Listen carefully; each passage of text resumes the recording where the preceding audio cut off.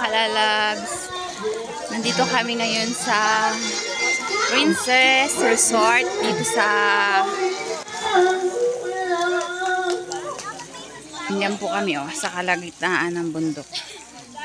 Baka mabarog ang mga ulo nyo. Oo nga.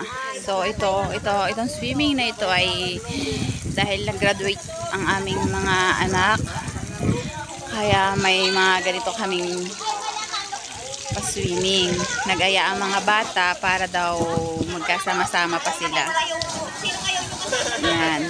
Kaya ito yung napili nila dito sa Princess Resort. Susulitin daw nila yung mga panahong magkakasama sila dahil hindi daw nila alam kung sa susunod na pasukan ay marami pa silang magkakasama, kung magiging magkakasama pa rin ba sila. So yan, ito po yung kabuuan ng Princess Resort. Yay! Ikot ko kayo. Tapos nakakatuwa may ganito sila. Naikot-ikot. Amazing. Cute. Tapos eto ang galing ng niyog. Ang baba. Oh. Ang baba.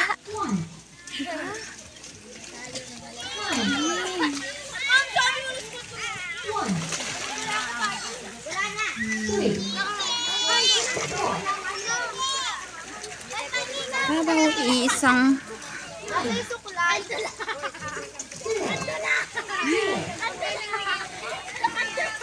yan. Tapos meron din sila doon sa kabila na fish pond.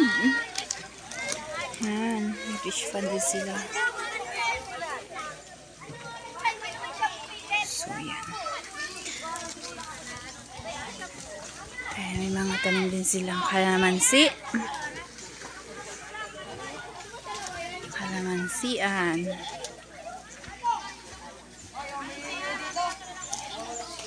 Yan. Tapos ito rin, dito rin lemon. Ganda ng lemon nila Ang lalaki, lemon po ito.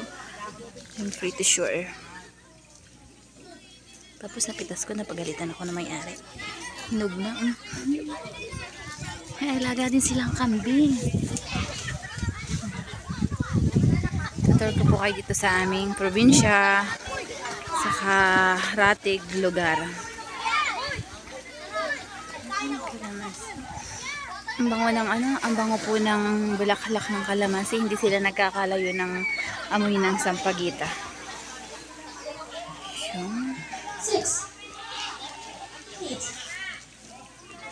Hi.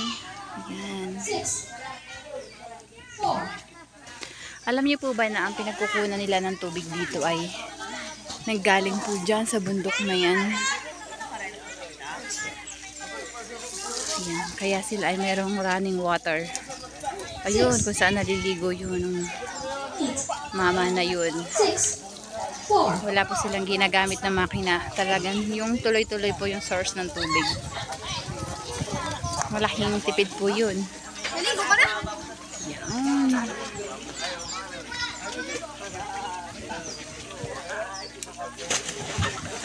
Tapos, meron naman po silang entrance dito na 50 pesos lang po. 500 sa cottage. Medyo may kalayuan lang po talaga ito dahil talagang gitna ng bundok.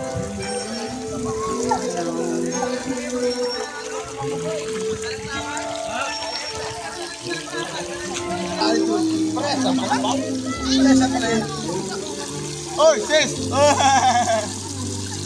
Parang lasing na yata ang driver ko. Bago na naman.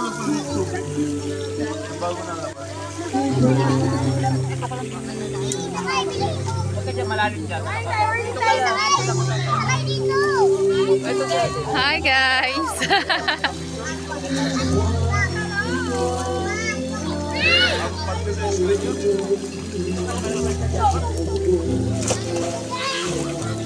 Gandang bulak.